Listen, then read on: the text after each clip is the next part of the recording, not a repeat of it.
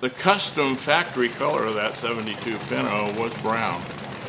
And actually it was a real turd. It was probably the worst car I ever had.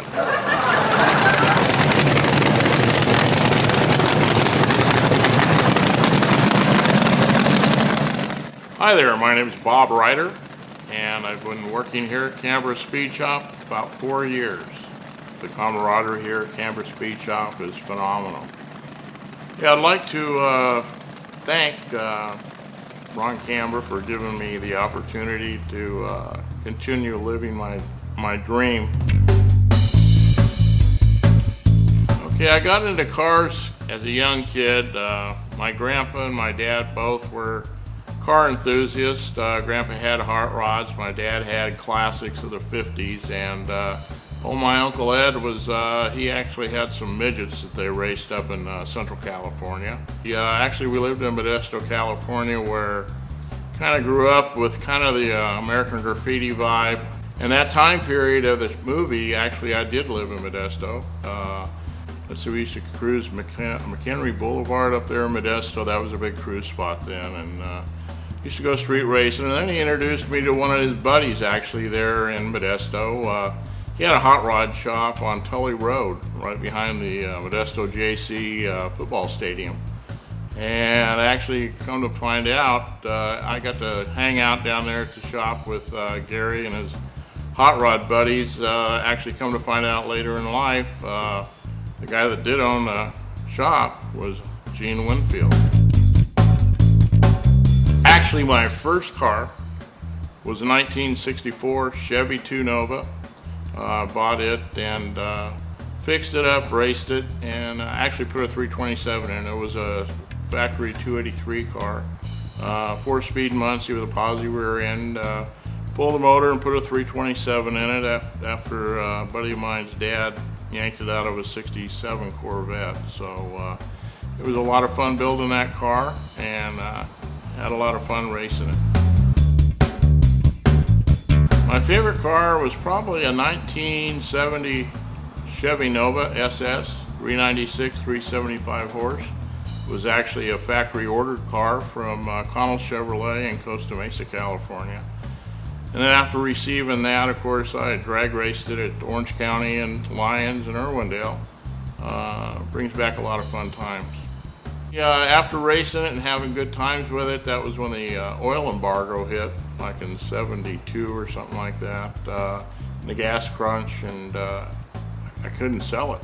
I mean, I actually gave it away. I think somebody bought it for $1,900, and I was sad to say, I wish I still had the car.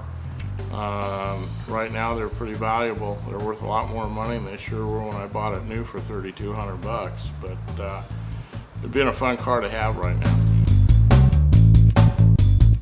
Well, my worst car, yeah, I lived up on an Indian reservation up in Washington State, and out of Wapato, Washington, with the Wapato Indian actually out on the reservation.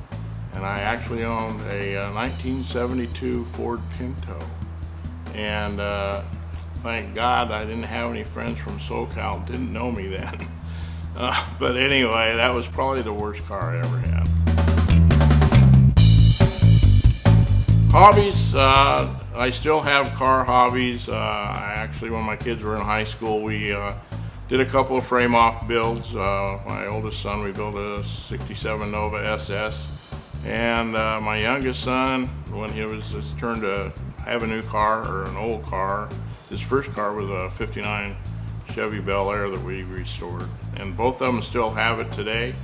Fortunately, they're in our garage. We're storing it for them. But I drive them occasionally up and down PCH in Huntington Beach. It's still living a dream. Yeah, actually here at Cambra Speed Shop, it was kind of an interesting way of getting here. I was actually with the magazine business for 34 years, and after I retired, I lasted about 6 weeks at home with the wife and the house, and that was about not going to happen any longer, so I got a hold of Ron. I actually worked on a few project builds with him, 42 Willys that they built, and I covered that in one of the magazines, and Ron became a very good friend of mine. And I approached Ron and I said, hey, do you got anything going on at this shop? And he says, you know, I'm really looking for somebody to kind of help manage the shop and actually do some purchasing for us. So basically that's what I do here at Cambra Speed Shop. I help manage a little bit, do the purchasing here with all the business that we're doing here and all the cool cars we're building. And then occasionally the guys in the back, you know, they trust me to go through the door, maybe, you know, help them out with some projects, which is very cool. And they actually do let me use power tools. That's a scary thought. Well, my dream project would probably bring back my 1970 Nova SS that I bought. It'd be kind of cool to get another one and restore it. It'd be a good time.